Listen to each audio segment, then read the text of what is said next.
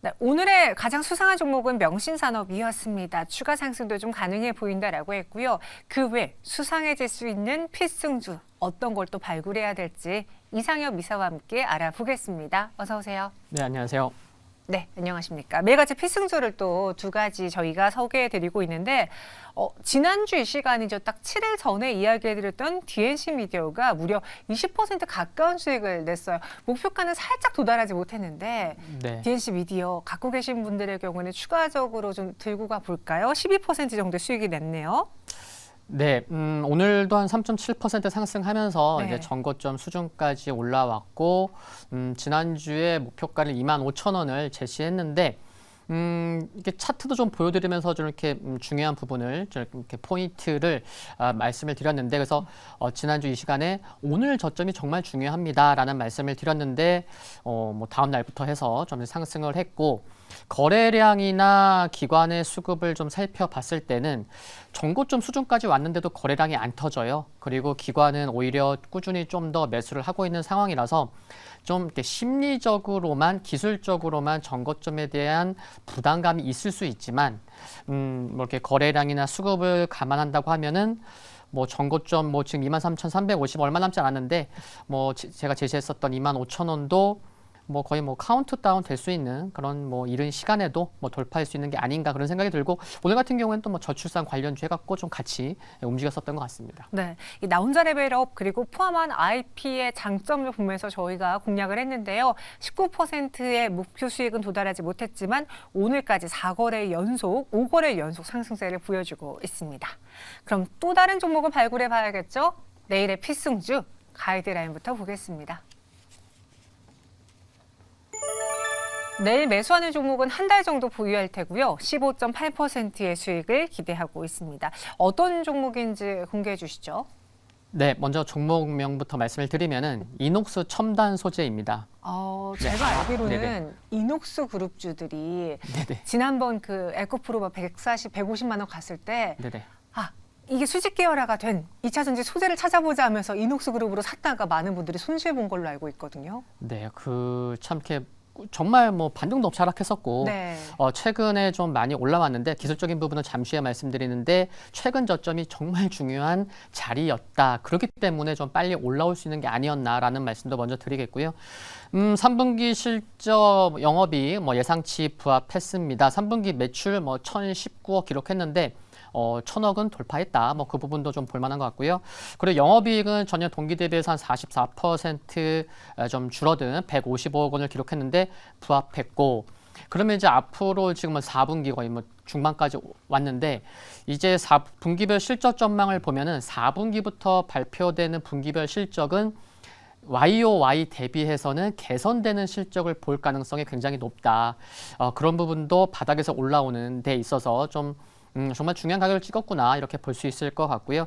그리고 또 연간 실적으로 살펴보면 이게 2021년, 2022년 2년 동안 영업이익이 굉장히 좋았습니다. 그래서 연간 영업이익이 2년 연속 900억 원대 영업이익이 나오다 보니까 그래 실적도 되는 또 이제 2차 전지 쪽으로 신청상 모멘텀이긴 하지만 그래서 좀 주가가 많이 올랐었는데 올해 좀 주춤하지만 내년에 다시 연간 영업이익이 900억 원대를 기록할 것으로 전망된다는 점, 실적도 좀 기대된다는 거 중요한 것 같고요.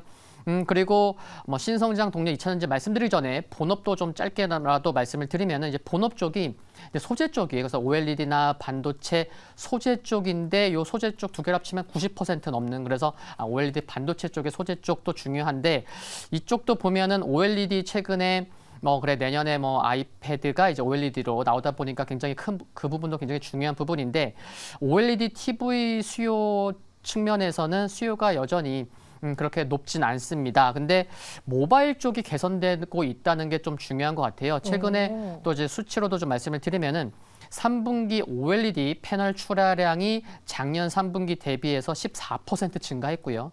또 모바일 쪽, 스마트폰 쪽으로는 더 크게, 그러니까 25% 증가했을 정도로 이쪽 모바일 쪽이 굉장히 좀 중요한 부분이구나. 그래서 이 부분도 중요할 것 같고 또 반도체 소재 쪽도 말씀드리면은 고탄성 반도체 접착 소재라고 있는데 이 부분이 또 글로벌 스마트폰 메이커의 최신 제품에 또 사용되기 시작한 점도 중요하다. 그래서 본업도 좋은데 지금 시장에서 관심을 갖고 있는 거는 앵커님께서 말씀하셨지만 이제 2차 전지 쪽이라는 거죠. 그래서 이쪽 이녹스 리튬인데 이게 이녹스 리튬의 최대 주주예요. 이녹스 첨단 소재가. 그래서 지난주에 삼성 SDI랑 공급 계약을 체결을 했고 그래서 내후년이라고 해야 얼마 남지 않았는데 내후년부터 2030년까지 5만 5천 톤 수산 리튬을 공급하기로 했고 그리고 또 지난 8일에는 연간 또 2만 톤 규모의 2차 전지 소재용 수산화 리튬 공장 착공식을 했죠. 근데 2만 톤 규모인데 이미 이 2만 톤을 대기업 두 곳에 10,000톤씩 가져가기로 했다는 것도 중요한 것 같아요. 그리고 이렇게 지금 말씀드린 한 두세 가지 모멘텀이 좋다 보니 수급도 당연히 좋을 수밖에 없는 것 같습니다. 오늘 코스닥 기관 순매수 5위에 랭크된 것도 알 수가 있을 것 같고요. 차트 잠깐 보시면은 이게 지금 주봉이거든요. 네. 주봉인데 뭐 2020년 하반기서부터 뭐 한 3년 정도 지금 볼 수 있는 차트인데 최근 저점이 이것만 보셔도 정말 중요한 저점이었구나. 그래서 주봉에서 보면은 26,000원 전후가 굉장히 중요한 가격이었고 초반에 말씀드렸듯이 그렇기 때문에 좀 더 빨리 올라올 수 있었던 게 아닌가 그런 생각이고 그래서 좀 수급에 좀 관심을 좀 많이 가지시는 분들 입장에서는 좀 기관 수급에 초점을 맞추시면서 접근하시면 좋을 것 같습니다. 네, 그럼 이녹스 첨단 소재 내 시가에 들어간다면은 우리가 전략을 어떻게 세워야 될지 일단 저희는 단기로 제시해드리고 있는데 네네. 중장기로도 볼 수 있는지 궁금하고요. 저희 시청자분 중에 한 분은 이녹스도 그럼 좀 같이 좋게 보시는지 궁금해하시는 것 같은데요. 어떠십니까? 네, 이제 이녹스 첨단 소재 최대 주주가 이녹스잖아요, 그렇죠? 네, 이녹스인데 이녹스가 이제 차트는 비슷해요. 네, 근데 뭐 거래량이나 수급적인 부분 이 두 가지가 트레이딩 관점에서 굉장히 중요한 부분이잖아요. 근데 이녹스 첨단 소재가 좀 더 낫다. 네, 그런 말씀 드리고 싶고 이녹스도 괜찮긴 하지만 실질적으로 좀 영업 측면에서 좀 수치적 측면에서 볼 수 있는 이녹스 첨단 소재 말씀을 드리겠고 중기적으로도 볼 수 있는데 일단 목표가는 41,000원을 말씀을 드리고요. 여기 지금 장기 이평선 200일선이 한 38,000원 수준에 있는데 38,000원 전후에서는 뭐 물량 소화 과정이 필요할 수도 있겠지만 일단 뭐 4만 원 위에서 놓을 수 있는 형성될 수 있는 그런 회사가 아닐까라고 좀 생각하고 있고 손절 가격은 32,000원 보고 있습니다. 네, 목표 주가는 41,000원, 손절가는 32,000원, 15% 이상의 수익을 한번 누려보겠습니다. 이어서 두 번째 필승조 보시죠. 이번에는 한 달에서 16.8%의 예상 수익을 보고 있습니다. 오늘 뭐 0.8%로 계속 끝나는데 그러게요. 데브시스터즈 죄송해요. 제가 종목을 말해버렸어요. 데브시스터즈죠? 저도 몰랐었습니다. 말씀하시는 어떤 종목인지 소개해 주실까요? 네, 종목 이름은 데브시스터즈고요. 네.